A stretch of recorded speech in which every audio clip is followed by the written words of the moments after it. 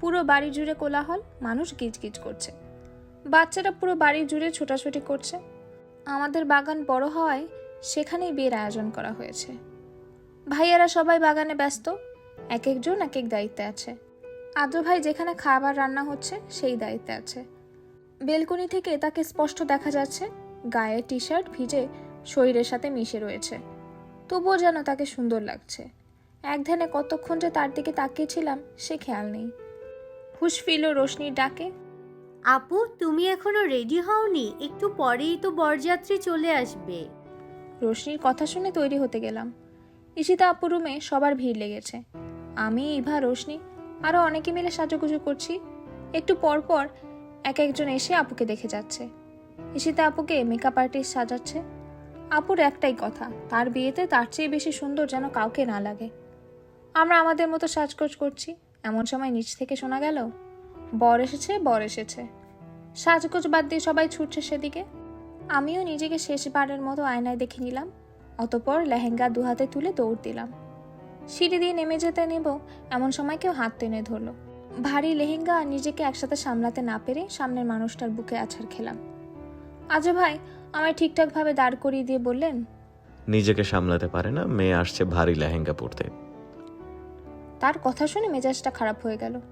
আমি কি সাধে এরকম ভারী লেহেঙ্গা পরেছি নাকি? সে কিনে দিয়েছে বলে পরেছি। তার চেয়ে বড় কথা, উনি আচমকা টান না দিলে আমি এভাবে হুমড়ি খেয়ে পড়তাম না। কোমরে হাত গুজে বললাম, লেহেঙ্গা কি আমি কিনেছি নাকি তুমি কিনে দিয়েছ? আমি কিনে দিয়েছি। তাহলে ঠিক আছে, এখন বল, এত হন্তদন্ত হয়ে কোথায় যাচ্ছিলি? বর এসেছে তাই গেট ধরতে যাচ্ছিলাম। কোনো দরকার নেই। কেন? সেখানে অনেক ছেলে থাকবে, ওখানে যেয়ে তোর কোনো কাজ নাই। তুই আমার সাথে চল, দেখে বলবি ডেকোরেশন কেমন হয়েছে। আজু ভাই আমার হাত ধরে তার সাথে নিয়ে যেতে লাগলেন। গেটে দুপক্ষের তুমুল ঝগড়া হচ্ছে। ইভারা যেই অ্যামাউন্ট চেয়েছে ছেলে পক্ষ সেই অ্যামাউন্ট দেবে না, এই নিয়ে দুপক্ষ তর্কাতর্কি করছে। এক পর্যায়ে শিহাব ভাইয়ার এক ফ্রেন্ড বলল, আপনারা যেহেতু আমাদের ঢুকতেই দিবেন না, তাহলে আর কি করার। এই সবাই চলো, আমরা চলে যাই। সবাই তার সাথে সহমত পোষণ করলেন, কিন্তু শিহাব ভাইয়া তাকে টেনে কানে কানে বললেন, ভাইজা চাচ্ছি দিয়ে দে না। বউটা আমার সেই কখন থেকে আমার জন্য বসে আছে, তাকে দেখার জন্য আর সইছে না। শিহাব ভাইয়ার ফ্রেন্ড তাকে বকা দিয়ে বলল, শালা বউ পাগল। আজু ভাই আমাকে ঘুরিয়ে ঘুরিয়ে দেখাচ্ছেন।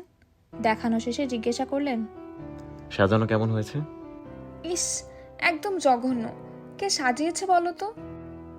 আদ্র ভাইয়ের হাসি হাসি মুখটা মুহূর্তেই কালো মেঘে ছেয়ে গেল।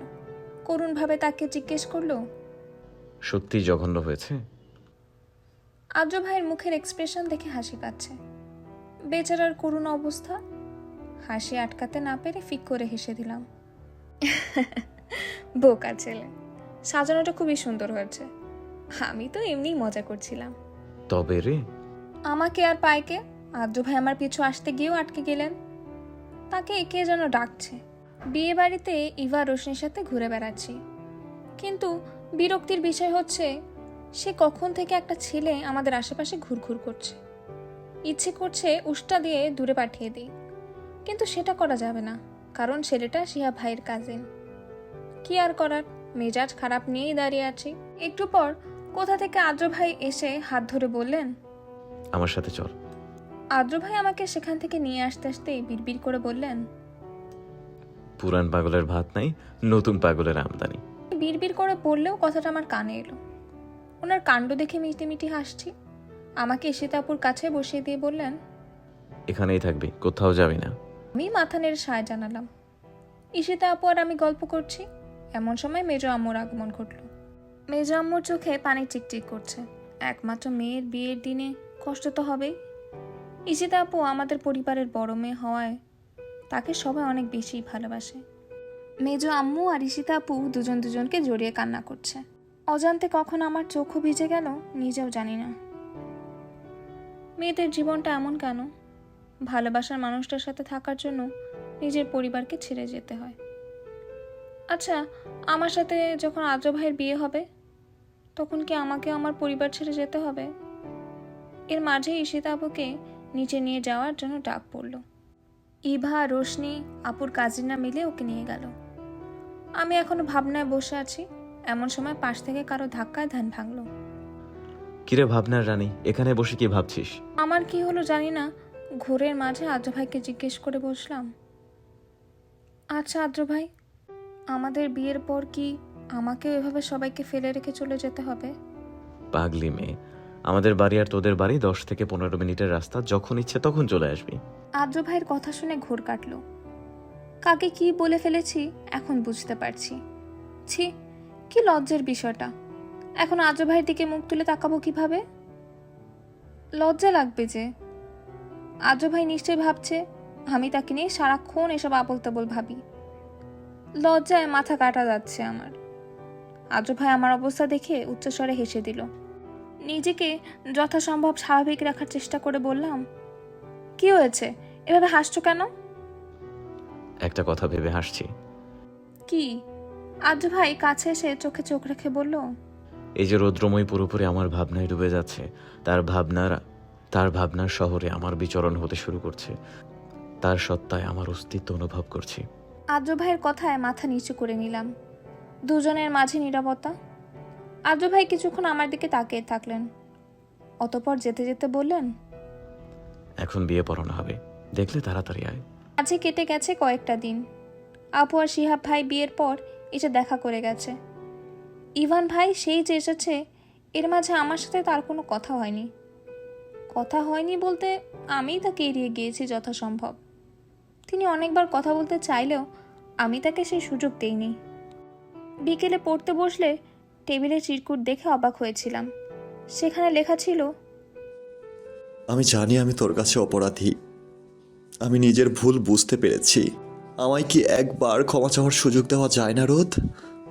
একটা বার প্লিজ, একটা বার ক্ষমা চাইতে দে তোর কাছে। যদি তোর ইচ্ছে হয় সন্ধ্যাবেলা ছাদে আসিস, অপেক্ষায় থাকবো তোর। লেখাটা পড়ে বুঝতে দেরি হলো না মানুষটাকে। কিন্তু এখন আমার কি করা উচিত? তার সামনাসামনি যাওয়া? মানুষ ভুল করতেই পারে, তাকে ক্ষমা চাওয়ার সুযোগ করে দিতে হয়। আর এখন এমনিও তার প্রতি আমার কোনো অনুভূতি নেই, তাই যাওয়াই যায়। সন্ধ্যার সময় সূর্য অস্ত যাচ্ছে, চারদিক আধারে ছেয়ে যাচ্ছে একটু একটু করে। ছাদে উঠতেই নজরে এলো ইভান ভাইকে। তিনি উল্টো দিক ঘুরে দাঁড়িয়ে আছেন। আমি নিঃশব্দে তার পাশে গিয়ে দাঁড়ালাম। এসেছিস? সময় হলো তাহলে। কেমন আছিস? সময় তো আর সবার জন্য থাকে না। আলহামদুলিল্লাহ, যথেষ্ট ভালো আছি।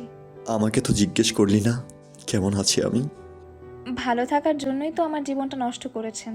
আমি ভালো নেই রে রোদ, একটুও ভালো নেই। তুই ঠিকই বলেছিলি, যার জন্য এত কিছু করলাম সেই আমায় ছেড়ে গেছে, ভালোবাসেনি আমায়।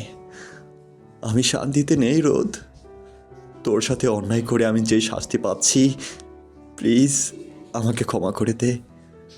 আমি ভালোবাসায় অন্ধ হয়ে গিয়েছিলাম। উন্মাদ হয়ে তোকে যে শাস্তি দিয়েছি, সেগুলো ভাবলে আমার বুকে ব্যথা করে। আপনাকে অনেক আগেই ক্ষমা করে দিয়েছি, কিন্তু আপনার প্রতি ঘৃণা আর শাস্তি থেকে পাওয়া শিক্ষা কখনো ভুলবো না। জানেন ইভান ভাই, আমরা মানুষ বড়ই স্বার্থপর। নিজের প্রয়োজনে ব্যবহার করি, আবার ছুঁড়ে ফেলে দিই। যে মানুষটাকে হাজারো কথা শুনিয়ে অপমান করেছেন, আজকে সেই মানুষটার কাছে এসে নিজেকে নত করছেন। বিষয়টা হাস্যকর, তাই না? ভুল বুঝতে পেরেছি। একটা বার সুযোগ দে তোকে আগলে রাখার। বিশ্বাস কর, দ্বিতীয়বার আর চোখের জল ফেলতে দিব না, কথা দিচ্ছি। মানুষ অজান্তে যেটা করে সেটা ভুল, আর আপনি তো সবটা জেনে বুঝে করেছেন। এটাকে ভুল বলে না, বলে অন্যায়। সুযোগ আপনি একবার পেয়েছিলেন, ধরে রাখতে পারেননি। ভালো আমি এখন অন্য কাউকে বাসি। ভালো কাউকে খুঁজে নিন, ভালো থাকবেন। এবার তো বুঝেছেন কাছের মানুষ আঘাত করলে কেমন লাগে। বলেছিলাম না, আল্লাহ ছাড় দেয়, তবে ছেড়ে দেয় না। একবার খারাপ হয়েছি ভুল মানুষকে ভালোবেসে, আবারও খারাপ হব, কিন্তু সঠিক মানুষকে ফিরে পেতে। তুই যতই চেষ্টা কর, আমার তো তোকে লাগবে, আর তুই তো আমারই হবি। দেখতে থাক কি হয়। স্বপ্ন দেখা ভালো, তবে দুঃস্বপ্ন নয়। আগে দুর্বল ছিলাম, ফ্যামিলিকে ভালোবাসতাম, যেটার মধ্যে আপনিও ছিলেন। কিন্তু যখন জীবনটা নরক করে দিয়েছেন, তখন দ্বিতীয়বার ফিরে আসলে আর সহ্য করব না। আমি আগের রোদ নেই, পাল্টা আঘাত পাবেন। তাই পারলে চলে যান, কখন আমার সামনে আসবেন না আশা করি। তুই যাকেই ভালোবাস, তোকে আমার হতে হবে। সেটা তোকে সোজাভাবে রাজি করাতে হলে করব, নয়তো উল্টো রাস্তা ধরব। আমি দেরিতে হলেও বুঝতে পেরেছি, এতদিন আসিনি, তোকে সময় দিয়েছি, নয়তো তোর উপর নজর আগে থেকেই আছে। বললাম তো আমি অন্য কাউকে ভালোবাসি। নিঃশ্বাস থাকতে আপনার মতো অমানুষকে আমি কখনোই মেনে নেব না। নিঃশ্বাস থাকতে আমি আপনার হব না, কখনো না, মনে রাখবেন। কিন্তু আমার তোকেই লাগবে। যেখানে আমার প্রতিটা নিঃশ্বাসে অন্য কারো বসবাস, সেখানে আপনাকে কি করে ঠাঁই দেব বলুন তো ইভান ভাই? এটা নিছক স্বপ্ন আপনার। তোর একতরফা ভালোবাসার যন্ত্রণার সাথে আমারও যে পরিচয় হয়ে গেল রোদ পাখি। তাহলে বইতে দিন সেই কষ্টের স্রোত, এটা আপনার প্রাপ্য। কিন্তু তোর মতো সহ্য ক্ষমতা আমার নেই রোদ পাখি। আমি শেষ হয়ে যাব তোকে ছাড়া, সেটা বুঝে গেছি এই 4 বছরে। আমি অনেক আগেই মারা গিয়েছিলাম ভেতর থেকে, তবে কেউ একজন যত্ন করে বাঁচতে শিখিয়েছে। আপনিও নতুন করে বাঁচতে শিখুন ইভান ভাই। আপনার দ্বারা সম্ভব হবে না এই একতরফা ভালোবাসার কষ্ট সহ্য করা। তোকে লাগবে আমার রোদ পাখি। আপনার মুখে এটা মানায় না ইভান ভাই। সব স্বপ্ন পূরণ হয় না। আর যার কাছ থেকে আপনি আমায় ছিনিয়ে নিতে চাইছেন, সে আমি ছাড়া নিঃস্ব, আমিও তাকে ছাড়া নিঃস্ব। আসি, নিজের খেয়াল রাখবেন। আমি চলে আসতে নিলে ইভান ভাই বাহু ধরে আমায় আটকে দিলেন। আমি অপেক্ষা করব, আমি চেষ্টা করব সব দিক থেকে। তোকে আমার হতেই হবে, তুই শুধু আমার হবি, অন্য কারো না। ইভান ভাই আমার খুবই কাছে। ছাদের দরজার সামনে কিছু শব্দ পেলাম, চোখ ঘুরিয়ে সেদিকে তাকাতেই বাকরুদ্ধ হয়ে গেলাম। আজও ভাই দাঁড়িয়ে আছে সেখানে। মুহূর্তেই বিস্মিত, হতভম্ব, কিংকর্তব্য বিমূঢ় হয়ে গেলাম। কি থেকে কি হয়ে গেল কিছুই বুঝতে পারলাম না। আদ্র ভাই নিশ্চল চোখে তাকিয়ে আছে আমাদের দিকে। তার চাহনি বড্ড শান্ত। ইভান ভাই এখন আমার বাহু ধরে দাঁড়িয়ে আছেন। দুজনের অবস্থা অনেকটাই কাছাকাছি। আদ্র ভাই কিছুক্ষণ আমাদের দিকে তাকিয়ে থেকে চোখ সরিয়ে নিলেন। এমন সময় তার ফোন বেজে উঠল। উনি পকেট থেকে ফোন বের করে আমাদের দিকে একবার তাকিয়ে নিচে নেমে গেলেন। আমি অসহায় চোখে তার জানার দিকে তাকিয়ে আছি। আদ্র ভাই কি তবে আমাকে ভুল বুঝলো? ধ্যান ভাঙলে ইভান ভাইকে এক ঝটকায় নিজের থেকে দূরে সরিয়ে দিলাম। ওনাকে ইচ্ছে করছে খুন করে ফেলতে। এই লোকটার কি একবার আমাকে ভেঙে গুঁড়িয়ে দিয়ে শান্তি হয়নি? আবার কেন এসেছে তিনি? ইভান ভাইয়ের উদ্দেশ্যে হুঙ্কার দিয়ে বলে উঠলাম, আসসালামু আলাইকুম। আশা করি সবাই ভালো আছেন। আপনাদের জন্য একটা বার্তা আছে, সেটা হচ্ছে মন দিয়েছি তোমাকে যে গল্পটা বর্তমানে আমাদের চ্যানেলে চলতেছে, এইটা 2 থেকে আর 3টা ভিডিও আমাদের এই চ্যানেলে আপলোড করব। তারপর আমরা অন্য একটি চ্যানেলে ভিডিও আপলোড করব। আপনারা সেই চ্যানেলটা কীভাবে পাবেন সেটাই আমরা আজ দেখাবো। প্রথমে আপনারা ইউটিউবে যাবেন। ইউটিউবে যাওয়ার পর আপনারা সার্চ বারে ক্লিক করবেন। সার্চ বারে লিখবেন মন দিয়েছি তোমাকে, মন দিয়েছি তোমাকে। লেখার পর সার্চ করবেন। সার্চ করার পর দেখবেন এখানে অসংখ্য ভিডিও আছে। একটু নিচে আসবেন, দেখবেন এই যে আচ্ছা তামিম ভাই, স্টোরি নামে উল্টে যে চ্যানেলটা মন দিয়েছি তোমাকে, চ্যানেলে ক্লিক করবেন। ক্লিক করার পর দেখবেন আমাদের হোম পেজে তামিম ডায়েরি নামে একটা চ্যানেল আছে, এটা সাবস্ক্রাইব করে দিবেন। এখানে মানে আমরা সকল ভিডিওগুলো অ্যাড করে দেব। আশা করি বুঝতে পারছেন। ধন্যবাদ। আপনাকে বলেছি না আমার থেকে দূরে থাকবেন? কথা কানে যায় না? এরপর আমার আশেপাশে দেখলে একদম খুন করে ফেলবো, জানে মেরে ফেলবো বলে দিলাম। কি বলছি কি করছি মাথা ঠিক নেই। হন্তদন্ত হয়ে নিচে নেমে এলাম। সারা বাড়ি আদ্র ভাইকে খুঁজে চলেছি, তবে ওনাকে পাচ্ছি না। পুরো বাড়িতে কোথাও উনি নেই। তবে কি উনি আমাকে ভুল বুঝে চলে গেল? নিজেকে কেমন অসহায় অসহায় লাগছে। রুমে এসে আদ্র ভাইয়ের নাম্বার ডায়াল করলাম। রিং বেজে চলেছে কিন্তু রিসিভ হচ্ছে না। অনবরত একের পর এক ফোন দিতে লাগলাম। আদ্র ভাই রিসিভ করছেন না।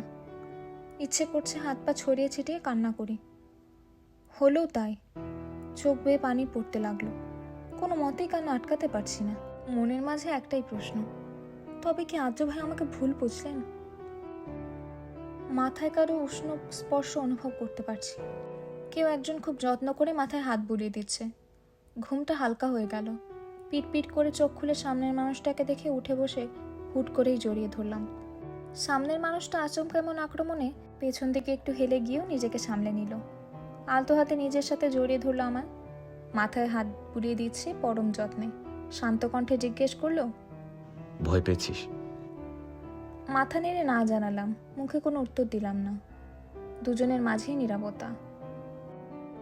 নিশ্চুপ থেকে তার বুকের মাথা রেখে তার হৃদস্পন্দনের শব্দ শুনছি। কি সুন্দর ছন্দের মতো তার হৃদস্পন্দন হচ্ছে। এভাবেই নীরবে কেটে গেল কিছু মুহূর্ত। আদ্র ভাই নিজে থেকে আমায় ছাড়িয়ে নিলেন। কি হয়েছে? ভয় পেয়েছিস? এভাবে হুট করে জড়িয়ে ধরলি যে?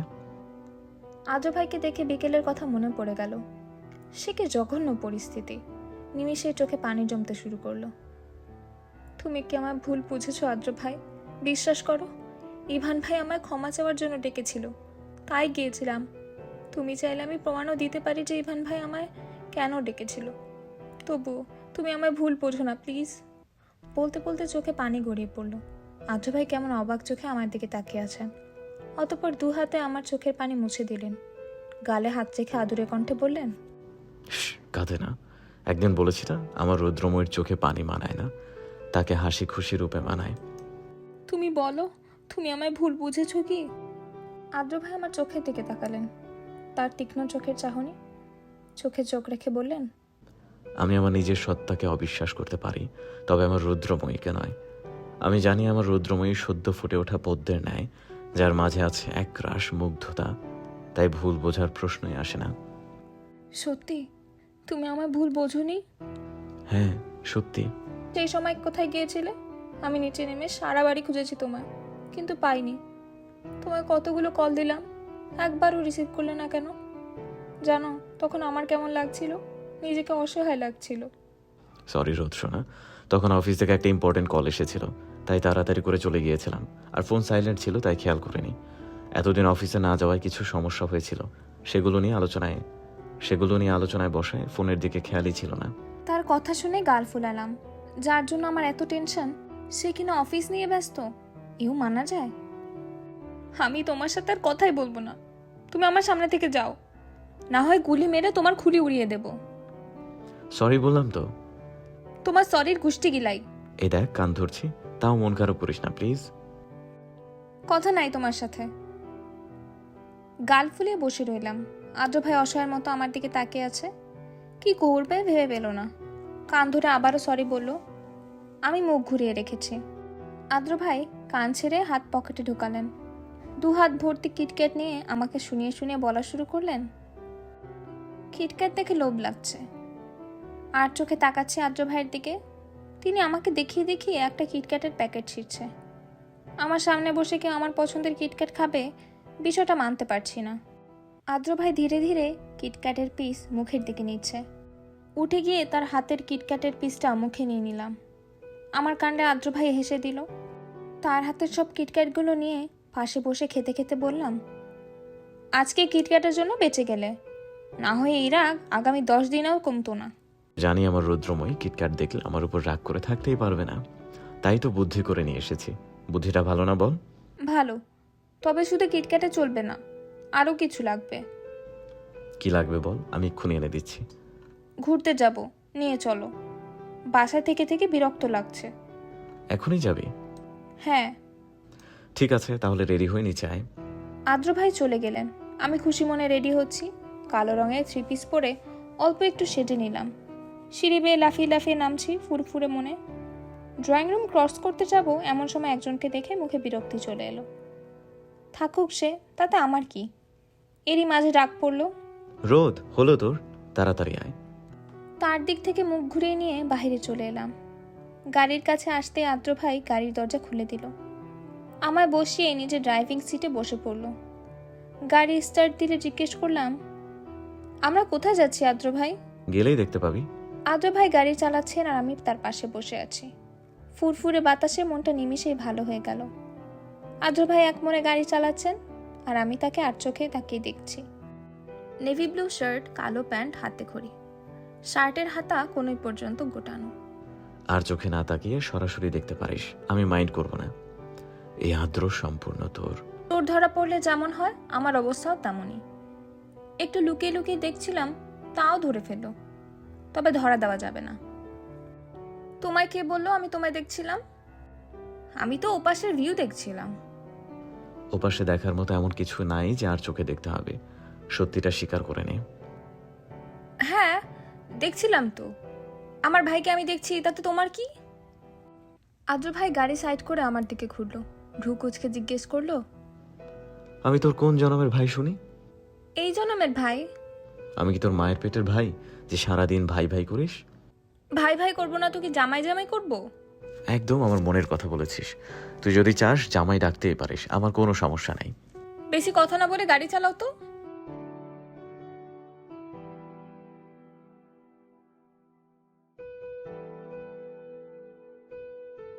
ছোট মানুষ হয়ে যদি হারিয়ে যাস তাই আর কি।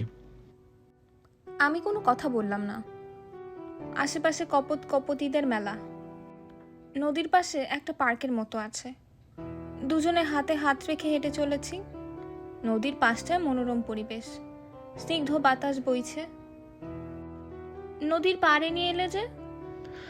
শুনেছি তার নদীর পার বড্ড পছন্দের, তাই শহরের সকল নদীর পার খুঁজে রেখেছি তাকে নিয়ে যাব বলে।